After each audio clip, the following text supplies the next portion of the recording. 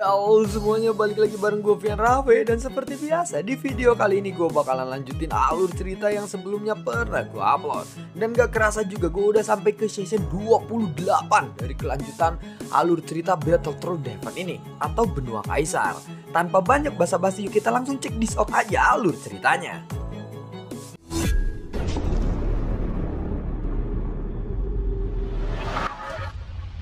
Di episode sebelumnya, setelah Dongyan keluar dari jubah lengan Xiaoyan dengan inisiatifnya sendiri, Dongyan pun berhasil mematahkan formasi yang mengelilingi pohon misterius itu. Setelah menyelesaikan formasi itu, Dongyan pun langsung memandang ke arah Xiaoyan dengan tatapan yang bangga, seolah-olah dia sangat ingin dipuji oleh Xiaoyan ini karena bisa menyelesaikan formasi itu hanya dalam hitungan detik saja. Namun sepertinya Xiaoyan pun mengabaikan Dongyan. Xiaoyan langsung bergegas menuju pohon merah itu. Di sana memang ada 10 buah ajaib yang tumbuh di atas pohon itu. Xiaoyan pun langsung mengambilnya semua. Melihat itu, Yu Xiao pun langsung berkata kepada Xiaoyan, "Saudaraku, kita baru saja membunuh monster bayangan-bayangan iblis itu. Dan wanita itulah bersamaku yang membunuh paling banyak. Bukankah tidak terlalu berlebihan jika kami meminta bagian kami sekarang?" Tanya dari Yu Xiao kepada Xiaoyan. "Tunggu dulu, apakah kamu ingin buah ini?" Tanya dari Xiaoyan kepada Tai King. Tai King terdiam sesaat, lalu dia menggelengkan kepalanya sambil tersenyum masam. "Ini adalah kontribusi kita bersama. Seharusnya kamu juga berhak mendapatkan bagian atas hasil ini, bukan?" Ucap dari Yu Xiao sambil memandang ke arah Tai King. Dia tetap menggelengkan kepalanya. Tai King tidak mengatakan apa-apa. Dia hanya menatap ke arah Yu Xiao saja, seolah-olah tatapannya ini adalah sebuah isyarat. Setelah Xiaoyan selesai berbicara, dia langsung mengambil satu dan mengamatinya tanpa melihat ke arah Yu Xiao. Dia mengambil satu buah ini dan mengamatinya dengan seksama. "Saudaraku, kamu belum bertanya kepadaku." Tai King memang tidak menginginkannya, tetapi aku menginginkannya, ucap dari Yu Xiao kepada Xiaoyan yang sambil melihat atau mengamati buah itu. "Kalau begitu, apakah kamu masih menginginkan nyawamu tetap selamat atau tidak?" Jawab dari Xiaoyan. Yu Xiao pun langsung tertegun dan memandang ke arah Tai King dengan sangat bingung. Lalu ekspresinya berubah. Lalu dia mundur lebih dari 10 kaki untuk menjaga jarak dengan Tai King. "Hei, kamu ini wanita cantik dan bertubuh bagus, tetapi kamu sama sekali tidak punya prinsip ya. Kita berdua juga ikut mengambil tindakan ini, bukan? Mengapa dia memonopoli hasil dari usaha kita semua sendirian? Energi iblis yang terkandung di dalam buah ajaib itu sangatlah kaya. Saat ini aku sudah mencapai titik 8 baris pada pil pola iblisnya. 10 baris pola dapat menghasilkan pil hijau, dan 100 baris pola dapat menghasilkan pil ungu. Dan untuk mendapatkan warisan Raja Iblis Tianhe, kita harus naik ke menara pembantaian tingkat yang lebih tinggi lagi. Hanya petarung yang memenuhi syaratlah yang bisa memasuki lantai teratas. Tidaklah kamu menginginkan untuk mendapatkan warisan itu dan memasuki lantai teratas? Kabarnya, Raja Iblis Tianhe juga bukanlah makhluk immortal biasa, tetapi dia adalah seseorang yang pernah hampir menjadi dewa immortal. Siapa yang tidak menginginkan warisan dari orang seperti itu? Ucap dari Yu Xiao kepada Tai King. Sementara itu, Xiaoyan hanya mengangkat alisnya sedikit saja ketika mendengar kata-kata Yu Xiao ini. Xiaoyan berpikir bahwa Yu Xiao mengenal Tai King, tetapi saat mendengar ucapan itu, sepertinya Yu Xiao memang tidak begitu mengenal Tai King. Tentu saja ada kemungkinan bahwa mereka berdua sengaja memperlihatkan adegan ini di hadapan Xiaoyan. Sebelumnya, Xiaoyan tidak pernah memahami fungsi dari pil ajaib di tubuhnya ini. Setelah kata-kata Yu Xiao itu, akhirnya bisa memecahkan kebingungan Xiaoyan sementara ini. Dengan beberapa kata yang diucapkan oleh Yu Xiao, jadi Xiaoyan pun tahu bahwa pil ini bisa berubah warna. Sedangkan untuk Tai King masih terlihat acuh tak acuh. Dia mungkin sebenarnya tertarik dengan warisan ini, tetapi dia tidak menunjukkannya saja. Namun pada saat ini, Xiaoyan langsung menatap ke arah Yu Xiao dengan tatapan yang tajam. Dan Yu Xiao pun langsung menutupi mulutnya. Kemudian, Yu Xiao melihat ke arah Xiaoyan dan tidak ragu-ragu untuk menelan buah ajaib ke dalam mulutnya itu. Dan lalu sumber energi iblis di tubuhnya langsung mengalir ke seluruh tubuhnya. Ini masih merupakan sumber energi dewa yang sangat murni. Kemurniannya juga membuat Xiaoyan mendapatkan kekuatan yang tidak pernah didapatkan sebelumnya. Lidahnya beberapa kali terjulur, seolah-olah dia kepedasan. Lalu fondasi sumber gasnya juga telah mulai melonjak dengan gila-gilaan lagi. 900 juta fondasi sumber gas terus meningkat dan kecepatannya begitu mencengangkan. Setelah beberapa saat, Xiaoyan pun langsung membuka matanya tanpa mengucapkan sepatah kata pun. Xiaoyan kemudian mengeluarkan 2 buah ajaib itu dan menelannya lagi. Tai King saat ini sudah menemukan tempat untuk dia duduk menunggu Xiaoyan yang sedang tenang. Sementara itu Yu Xiao hanya bisa terdiam saja. Dia menatap Xiaoyan yang sedang berkultivasi dengan gila-gilaan karena manfaat dari buah yang baru saja dia dapatkan. Sialan, aku masih tidak percaya dia bisa menelan 10 buah itu sekaligus. Dia bahkan tidak mengizinkanku untuk mencicipinya, ucap dari Yu Xiao di dalam hatinya. Saat dia melihat ke arah Xiaoyan yang menelan buah ajaib itu, dia merasa semakin tidak nyaman. Yang membuatnya paling tidak nyaman adalah dia tidak bisa pergi sekarang. Kemudian Yu Xiao melirik ke arah kiri dan kanan. Tai King dan juga Xiaoyan sepertinya sedang sama-sama duduk bersila dan memejamkan mata mereka. Jika Yu Xiao menyelinap untuk pergi saat ini, mungkin akan ada peluang dia bisa lolos dari tempat ini. Sementara itu Yu Xiao pergi ke arah samping dengan mengendap-endap. Lalu dia segera berpindah tempat dan semakin menjauh dari Xiaoyan dan juga Tai King. Sekarang adalah waktu terbaik baginya untuk bisa melarikan diri. Jika dia tidak pergi sekarang, kemungkinan besar dia tidak akan mendapatkan peluang seperti ini lagi. Yu Xiao pergi sambil bernyanyi-nyanyi seolah-olah tidak terjadi apa-apa. Saat ini dia sudah berpindah tempat ratusan kaki jauhnya dari posisi Xiaoyan dan juga Tai King. Namun ada satu sosok yang terlihat dari kejauhan. Selamat tinggal, ucap dari Xiao. Cahaya energi pedang itu langsung muncul di tubuhnya dan kemudian dia melarikan diri. Namun pada saat berikutnya tiba-tiba ada angin kencang dan Yu Xiao pun merasakan ada aura yang berbahaya yang datang ke arahnya. Tanpa ragu-ragu dia pun segera mengangkat tangannya dan mengayunkan pedangnya. Kemudian dia melihat sosok Tai King yang muncul tepat di depannya. Tai King juga sepertinya memegang sebuah pedang dan Tai King pun langsung menyerang Yu Xiao. Tak dingtung, buar. Kenapa kamu melakukan ini semua? Sepertinya kamu telah dikendalikan olehnya dengan memberikan esensi darah dan jiwa milikmu sendiri kepadanya, bukan? Kamu seharusnya tidak boleh menjebakku seperti itu, ucap dari Yu Xiao dengan ekspresi pahit di wajahnya melihat Tai King yang menyerangnya. Sementara itu, Tai King terus menghalanginya dan dia menatap ke arah Yu Xiao dengan tatapan yang dingin. Jika kamu ingin pergi, akulah yang akan segera mati. Jadi kamu tidak boleh pergi, ucap dari Tai King. Tai King hanya berkata secara perlahan saja. Dia telah mengikuti Xiaoyan selama beberapa waktu. Dan tanpa adanya Senju yang bisa dikorbankan, Tai King tentu saja harus mencari orang lain untuk bisa menjadi tamengnya. Nona, jika kamu tidak melepaskanku sekarang, maka akulah yang akan mati di tangannya. Dan dia sepertinya tidak akan membunuhmu. Jika Anda membiarkanku pergi kali ini, jika nanti kita bertemu lagi, aku berjanji kepadamu, aku akan menjadi pelayanmu selama 100 tahun ke depan, ucap dari Yu Xiao. Mendengar ucapan itu, Tai King pun lalu mengangkat alisnya. Melihat itu, Yu Xiao pun lalu berkata lagi, aku punya pekerjaan bagus untukmu, dan aku berjanji, aku akan membuat masa depanmu ini menjadi cerah. Jadi tolonglah, kali ini biarkan aku untuk pergi, ucap dari Yu Xiao.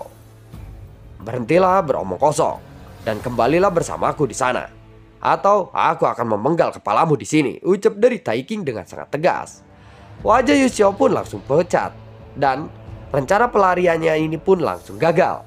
Kemudian mau tidak mau dia harus kembali untuk bergegas menuju ke arah Xiaoyan berada dan menyaksikan Xiaoyan yang sedang duduk bersila untuk berlatih. Saat ini tiba-tiba ada beberapa orang yang mendekat ke arah tempat Xiaoyan yang sedang berkultivasi. Melihat itu, Tai King pun langsung berkata kepada Yu Xiao, cepat hadapi mereka. Aku akan memukulmu sampai mati jika kamu tidak patuh kepadaku, ucap dari Tai King kepada Yu Xiao. Baru saat itulah Yu Xiao menyadari sesuatu, bahwa sebenarnya Tai King ini adalah pesuruh Xiaoyan. Dan dia kembali menyuruh kepada Yu Xiao. Itulah apa yang dia sadari sekarang membuat dia merasa sangatlah terhina. Yu Xiao pun tidak punya pilihan lain selain mengambil tindakan untuk menghadapi beberapa orang yang baru saja datang itu. Tetapi setelah beberapa saat, Yu Xiao telah dikalahkan oleh mereka. Namun Tai King tahu bahwa Yu Xiao sengaja melakukan itu. Jika kamu tidak bisa membunuh mereka, akulah yang akan membunuhmu sendiri. Kemudian aku akan membunuh mereka, ucap dari Tai King lagi. Mengapa kamu selalu berbicara dengan nada yang sama seperti orang itu? Ucap dari Yu Xiao. Yang dimaksud orang itu adalah Xiaoyan. Aku tidak mengerti. Dan aku pun tidak tahu apa-apa di sini. Pada akhirnya, kekuatanku harus diperas olehmu seperti ini. Ucap dari Yu Xiao lagi. Sudahlah, berhenti berbicara omong kosong. Hadapi saja. Ucap dari Dongyan yang tiba-tiba muncul di bahu Xiaoyan. Kemudian Yu Xiao pun langsung membunuh beberapa orang yang datang ke arah mereka. Orang-orang ini bukanlah orang-orang baik. Bahkan jika Yu Xiao tidak menyerangnya, maka merekalah yang akan menyerang Yu Xiao. Setelah Yu Xiao membunuh orang-orang ini, dia melihat ke arah Tai King yang berkeliaran. Dan juga Yu Xiao sedikit bingung. Sementara itu, selama periode ini, Xiaoyan telah melahap 5 buah ajaib. Dan hampir mendapatkan 100 garis pil iblis yang dia miliki. Sumber gasnya juga telah mencapai 1,2 miliar. Pil ajaibnya pun telah berubah menjadi warna biru. Dan ada 8 pola di tubuh Xiaoyan. Setelah sekian lama, Xiaoyan pun perlahan membuka matanya. Terlihat selain ada mayat iblis Muluo, ada juga 7 atau 8 mayat lagi di sekitarnya. Ini sepertinya menunjukkan bahwa baru saja ada pertarungan di sekitarnya. Sedangkan Yu Xiao yang saat ini sedang berlumuran darah dan juga terengah-engah karena baru saja dia mencoba untuk melakukan yang terbaik, membunuh orang-orang itu. Pertarungan tadi benar-benar hampir membunuhnya. Aku melindunginya dengan sekuat tenaga. Akan sangat tidak masuk akal jika dia tidak memberikanku buah itu satupun, ucap dari Yu Xiao di dalam hatinya. Dia masih berharap untuk Xiaoyan bisa memberikan buah itu walaupun hanya 1 biji saja. Atau dia berharap untuk Xiaoyan bisa mengizinkannya mencicipi buah itu. Namun sepertinya dari awal hingga akhirnya pun, meskipun Yu Xiao telah bertarung hingga batasannya, Tai King tidak berniat untuk membantunya. Aku akan memberimu kesempatan untuk memilih, ucap dari Xiaoyan sambil menatap ke arah Yu Xiao. Dan mata Yu Xiao pun tiba-tiba bersinar, seolah-olah sepertinya dia akan diberikan 1 buah mulugo itu. Namun secara logika, untuk orang sekuat Yu Xiao, buah ajaib ini seharusnya tidak terlalu banyak memiliki efek untuk tubuhnya. Aku akan memberimu 2 pilihan. Kamu pilih buah ajaib ini atau nyawamu. Kamu harus memilih salah satu dari kedua pilihan itu, ucap dari saya. Mendengar itu, Yu Xiao pun merasa lebih terhina lagi. Dan jika Yu Xiao terus berbicara, maka sepertinya dia akan mendapatkan masalah lagi. Semua iblis di sini telah diatasi dan semua buah iblis telah menjadi milikmu. Jadi, bisakah aku pergi sekarang? Tanya dari Yu Xiao kepada Xiaoyan. Tidak, karena kamu masih harus menyerahkan esensi darah dan jiwamu kepadaku, jawab dari Xiaoyan. Tunggu dulu, sepertinya kamu benar-benar orang yang serakah, ucap dari Yu Xiao kembali. Xiaoyan hanya mengangguk dan tidak menyangkalnya. Dia pun tidak banyak bicara. Bahkan jika aku mati dalam pertempuran hari ini, aku tidak akan bisa memberikan esensi darah dan jiwaku ini kepadamu. Sepertinya dia lebih baik mati daripada harus menyerahkan esensi darah dan jiwanya kepada Xiaoyan ini. Tai King, cepat beri dia pelajaran, ucap dari Xiaoyan. Tai King pun langsung menatap ke arah Yu Xiao. Hei Nona, jika kita bekerja sama, kita berdua pasti akan bisa mengalahkannya, bujuk dari Yu Xiao kepada Tai King. Dia langsung memprovokasi Tai King di depan Xiaoyan saat ini. Hasilnya tetap tidak akan ada bedanya meskipun aku bertarung dan dibantu olehmu, ucap dari Tai King. Saat ini Yu Xiao baru berada di langkah keempat Immortality, sedangkan Tai King berada di langkah kelima Immortality. Tentu saja perbedaan ini cukup signifikan. Tiba-tiba ada kilatan cahaya di tangan Tai King. dan sebuah pedang panjang pun langsung muncul di tangannya. Dia benar-benar berencana untuk mengambil tindakan. Sementara itu, Xiaoyan hanya menatap mereka berdua saja dan melihat apa yang akan dilakukan oleh Tai King ini. Sepertinya dia benar-benar tidak mengenal Yu Xiao ini. Kalau begitu, kamu tidak perlu membuatnya tetap hidup. Bunuh saja dia, ucap dari Xiaoyan lagi. Yu Xiao langsung menggertakkan giginya ketika mendengar kata-kata itu. Dan pada saat berikutnya, tubuh Tai King pun langsung tersapu tanpa ragu-ragu. Karena dia tahu betul bahwa pada saat ini, Xiaoyan sengaja mengujinya. Sebenarnya, Tai King tidak takut kepada Xiaoyan. Karena jika Tai King benar-benar ingin bertarung dengan Xiaoyan, Tai King yakin bahwa dia bisa menang dengan kemungkinan menang sekitar 70% jika dia berhadapan dengan Xiaoyan. Sebenarnya Tai King ini takut kepada sang permaisuri. Karena pada saat ini, dia sudah mengetahui kelemahan Xiaoyan. Faktanya, selama ini dia terus mengamati Xiaoyan sepanjang waktu. Meskipun Xiaoyan memiliki tubuh immortal, gaya bertarungnya ini masih seperti seseorang fighting god. Alasan mengapa Tai King memiliki kepercayaan diri untuk bisa mengalahkan Xiaoyan adalah selain kemampuan bertarung Xiaoyan, Tai King juga memiliki skill bertarung yang lebih kuat daripada level domain yang digunakan oleh Xiaoyan. Dan level skill Tai King ini yaitu level skill tingkat kuno. Skill bertarung tingkat ini sangatlah sulit untuk diperoleh. Tai King sebenarnya sangatlah kuat, tetapi yang benar-benar ditakuti oleh Tai King adalah permaisuri yang selalu muncul di samping Xiaoyan setiap waktu. Jika permaisuri benar-benar mengambil tindakan, meskipun Tai King memiliki skill bertarung tingkat kuno, skill itu pasti tidak ada gunanya di hadapan permaisuri ini. Meskipun dia tahu bahwa permaisuri telah lama mati, dan ini mungkin hanya sebagian sisa dari jiwanya saja. Namun setelah memasuki tempat ini, permaisuri masih bisa menunjukkan skill domain yang sangat menakutkan. Dia bisa mengendalikan aturan di seluruh hutan belantara abadi ini. Dan dia bisa berkeliling area menara pembantaian sesuka hatinya. Bukankah itu sesuatu hal yang tidak bisa terbayangkan oleh petarung-petarung yang ada di lembah ini?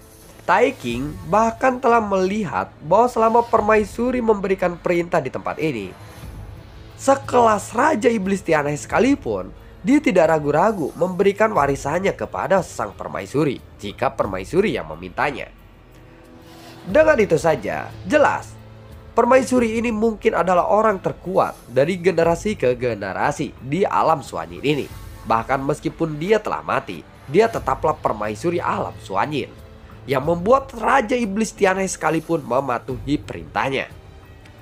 Permaisuri yang dipuja-puja oleh semua orang ini begitu kuat sehingga Kaisar Immortality tahap kelima pun tidak akan bisa menghadapinya, bahkan hanya untuk menyentuhnya saja.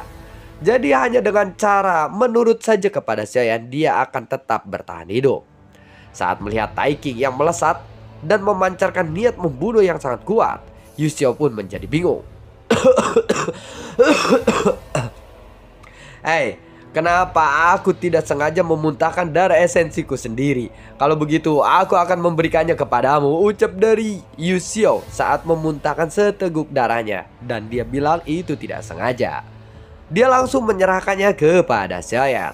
Faktanya, kehilangan darah dan esensi jiwanya bagi seseorang yang kuat untuk bisa mencapai immortality lagi, itu sangatlah berakibat fatal. Karena kalau misalkan darah esensinya ini dimanfaatkan oleh yang memegangnya, maka dia benar-benar akan kehilangan kekuatan immortality-nya.